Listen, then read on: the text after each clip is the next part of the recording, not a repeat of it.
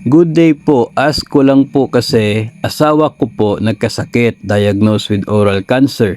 Nag-undergo po kami ng procedure, chemo radiation therapy. Nag-leave without pay po siya for almost 8 months. Hindi na po siya nakakatanggap ng longevity pay since po nang leave without pay na po siya. Makatarungan po ba na yung time na without pay siya ay wala siyang longevity pay? Kung ito po ay tumutukoy sa loyalty pay, no, para na rin kasi related doon sa longevity pay. Yung loyalty pay kasi mga master, kapag ikaw ay 15 years and above, no, every 5 years ka dapat tumatanggap niyan. Pero hindi po yun automatic. Mayroon pong sinusunod. No, makakatanggap ka po ng 5,000 after 5 years kung within that period of 5 years ay hindi lalagpas sa 25 days yung leave without pay mo. No, yung itong vacation leave without pay or itong sick leave without pay mo.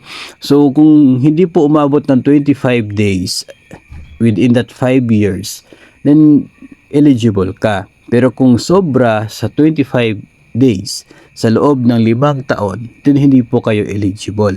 Sa case na ito, almost 8 months na leave without pay. So in other words, ay hindi po talaga eligible kasi sobra doon sa limit na 25 days lamang. So wala po talaga loyalty pay na makukuha. Isa pa po sa mga bagay na concern ko talaga sa issue na ito pagkakaroon ng 8 months na without pay na leave ay yun pong utang, no? Yung utang particular sa GSIS. What happened? Doon po sa loob ng 8 months na yon, kasi leave without pay, walang sahod, so walang remittance pambayad sa utang. Hindi ba nagbabayad over the counter? Malaki po yung chance na hindi, kasi nga may maraming expenses pa na inaatupag dahil po doon sa chemo radiation therapy na yon. So talaga pong yung pera ng pamilya mapupunta doon sa para sa treatment. Ngayon, itong utang kasi natin mga master, kapag nagkakaroon ng case na katulad po nito, 8 months na leave without pay. In other words, 8 months din na walang payment. Ang GSIS na mga loans, ayon po sa terms and conditions na mga loans nila, kapag umabot na po ng 6 na buwan na wala kang payment, 6 months arrears sa loan mo, automatic na magiging due and demandable yung account na yon. So ano pong ibig sabihin yan?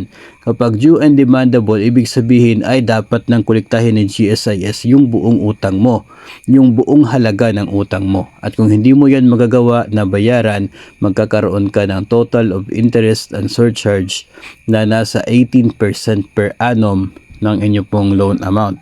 18% per annum po yun, compounded monthly until fully paid. So ganun po yung nangyayari.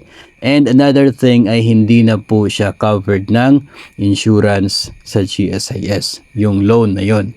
Kaya isa po yun sa mga bagay na dapat pong aware tayo, no, particular kapag nangyayari na ganito po yung case natin. Talaga pong magiging due and demandable, hindi covered ng insurance. Kaya malaking bagay po, no, yung magiging epekto nito na in the future, kasi nga lulubo nga yung halaga ng utang ninyo sa GSIS sa case na katulad po nito. Even with the banks, the PLIs, kapag talagang wala kang payment for a long time, ay nagkakaroon din po yan ng mga dagdag na interest, penalties, surcharge, ganon. So that's a normal thing pagdating po sa landing. So yun po yung isang concern ko sa case na tulad po nito ng atin pong sender, no? So ang sa atin lamang po ay ma-inform po kayo na ganyan po yung mangyayari sa isa pong loan account kapag case na tulad nito na mahabang panahon na wala pong payment.